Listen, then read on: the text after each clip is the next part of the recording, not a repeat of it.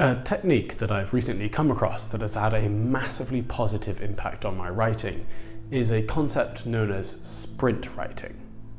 Sprint writing comes in many varieties and with many different names, so you may have heard of it under different titles such as timed writing or sprint timed writing, but these are all variations of the same theme.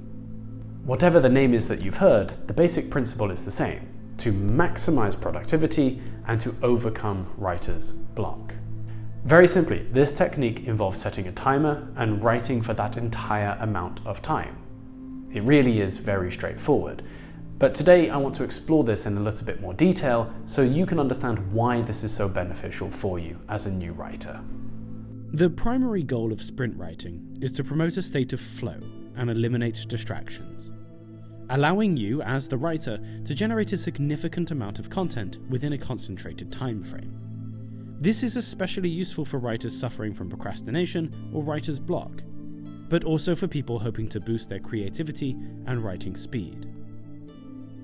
For today's video, I do want to do something a little bit different, which is that, first of all, I do want to explain what this technique is, the steps to it, and how it's so beneficial for you as a writer.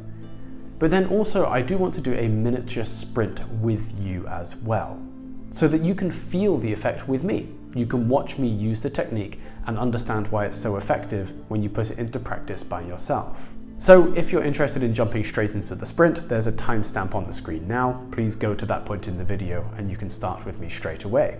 Otherwise, for the rest of us, let's explore how this technique works in a little bit more detail. In essence, there are 3 reasons why this approach to writing can be so effective for any writer.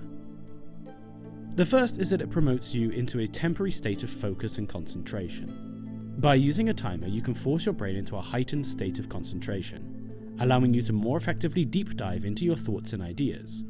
Psychologists have long known about the effectiveness of flow states, where your deeper engagement and immersion in an activity allows you to work more efficiently. The timer-dictated but distraction-free environment you construct is incredibly conducive to getting your brain into that flow state. The second reason sprint writing helps is because it removes many of the mental barriers which can lead to self-consciousness and writer's block. By limiting the expectation of how long you must write for to a defined period of time, you break the cycle of overthinking and compel yourself to simply start writing and keep the words flowing. The liberation from open-ended writing sessions with a stronger focus on structured, more spontaneous writing allows you to be far more productive. The final point is that sprint writing allows you to build momentum. A large part of this exercise is to write as much as possible without too much care for errors or mistakes. This pushes you to be more creative, develop a regular writing habit, and builds your confidence and motivation. More than that, it can demonstrate how much you can achieve in a limited period, which will help combat any time-excused procrastination you may have developed. So now we know the theory behind it, let's explore the actual steps involved in employing this technique.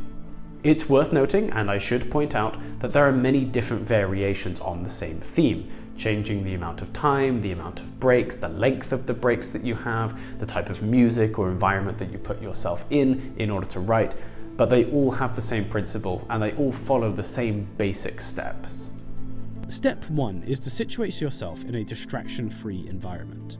No phones, pets, or people. Close the unnecessary tabs or applications that risk distracting you. Find a quiet, unlikely to be disturbed place and set up here. You can make this more comfortable with music or refreshments if you need, but this space should be relaxing and peaceful for you. The next step is to prepare your timer and setup. Open your computer with the work ready. Set the time limit for your timer, and this can typically be between 15 or 30 minutes, but you can decide with some trial and error which works best for you. Once you're ready, hit the timer and start writing. Once you start, don't stop. Don't worry about grammar, spelling, or editing. The goal is to keep the words flowing without overthinking. Keep the momentum up and stick to a steady pace. Don't rush, but don't dawdle either. Go at a speed that is comfortable for you, as long as you don't stop. So that's it. Now once your sprint is finished, it's really important that you take a break. It doesn't matter if you want to do 4 or 5 or 6 sprints in one day, that's fantastic if you can manage it. But between each one, it's important to step back from your computer, to relax, to reset, and to ultimately to reflect on the work that you've just done and what work you're building up to doing next. Don't forget the breaks, they're just as important as the sprints themselves. So, let's do a sprint together now.